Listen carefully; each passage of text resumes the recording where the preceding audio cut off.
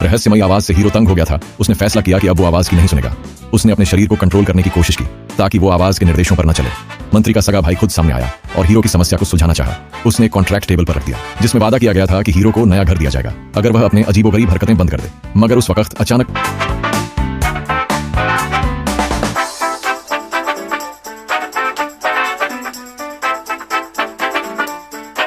असहनीय स्थिति में हीरो बाथरूम चला गया और वहां उसने अपने साइन कर दिए। अचानक छत से टपकते पानी ने उसके साइन को धुंधला कर दिया। हीरो ने पूरी तरह से सब्र खो दिया। वह ऊपर की तरफ गाली देते हुए चिल्लाया और गुस्से में आकर कॉन्ट्रैक्ट को फाड़ डाला। यह दृश्य देखकर लोग गलतफहमी में आ गए। उन्हें लगा कि हीरो वास्तव में अत्याचार के खिलाफ लड़ रहा है। वह मंत्री के भाई को रोकना चाहता था मगर अचानक उसे ठंडी हवा ने झटका दे दिया। गुस्से में वह जमीन पर बैठ गया। उसे पता ही नहीं चला कि आसमान से एक बड़ा पत्थर तेजी से गिर रहा है। आवाज कई बार चेतावनी देती रही मगर हीरो ने ध्यान नहीं दिया। आसपास के लोग भी घबरा गए। अंतिम क्षण में हीरो खुद को संभाल न सका और आवाज की बात मानकर उस पत्थर से बच गया। हालांकि वह जाना चाहता था मगर उसने खुद मंत्री से माफी मांगने का निर्णय लिया। वह एक कार्यक्रम में गया और मंत्री से सार्वजनिक रूप से माफी मांगी। उसने उसके टोफू फ्राई फैक्ट्री को भी बचाया। इसके बाद वह खुद उसके घर गया और खुद को गुस्से का शिकार बना दिया। मंत्री ने तुरंत उसे उठाया और कागज लाने के बहाने उसे जोर से पीटा। हीरो ने बार बार की पिटाई को सहा सिर्फ इसलिए ताकि वह आवाज के खिलाफ जीत सके।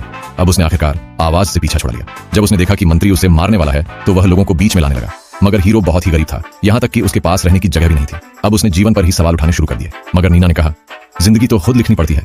इस पल हीरो को एक गहरा झटका लगा। उसे महसूस हुआ कि टोफू फैक्ट्री गिरने वाली है। भ्रष्ट मंत्री के खिलाफ लड़ने के लिए हीरो ने तय किया कि वह दुश्मन के गढ़ में जाएगा। वह घरों की खराब हालत के सबूत इकट्ठा करने निकल पड़ा। जब डेवलपर और उसकी टीम ने उसे रोकने की कोशिश की तो हीरो ने आसमान की तरफ देखा और ऐसा दिखाने लगा जैसे वह आवाज से बात कर रहा हो। वह रोते हुए उनका दर्द दिखा रहा था। पिछली बार के टकराव में बचे हुए एक सख्त आदमी ने अब हीरो की बात मान ली। उसने रिकॉर्ड्स रूम का दरवाजा खोल दिया।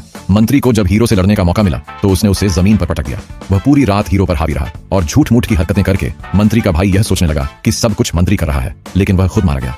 अब मंत्री जो चुनाव का अकेला मालिक बन चुका था उसने आदेश दिया कि उसके भाई की लाश और हीरो को समुद्र में फेंक दिया जाए। मगर आवाज ने अब भी हीरो को नहीं छोड़ा। जब वह समुद्र में डूबने लगा आवाज ने कहा कि हीरो को बचा लिया जाएगा। एक जहाज ने एंकर उठाया और वह हीरो को पानी से बाहर खींच लाया। हीरो ने संघर्ष करते हुए डेक पर चढ़ाई की और एक डंडा उठाकर शानदार लड़ाई की शुरुआत की। उसने 2 लोगों को गिराया और पूरी टीम को खत्म कर दिया। घर लौटते ही हीरो ने गांव वालों को जगाया और उन्हें बताया कि शहर में इमारतें गिर रही हैं। मंत्री को जैसे ही खबर मिली वह तेजी से कार लेकर वहां पहुंचा। चुनाव से एक दिन पहले उसने भागने की फिराक में लगे लोगों को रोका, 3-4 बातें की और सबको मना लिया।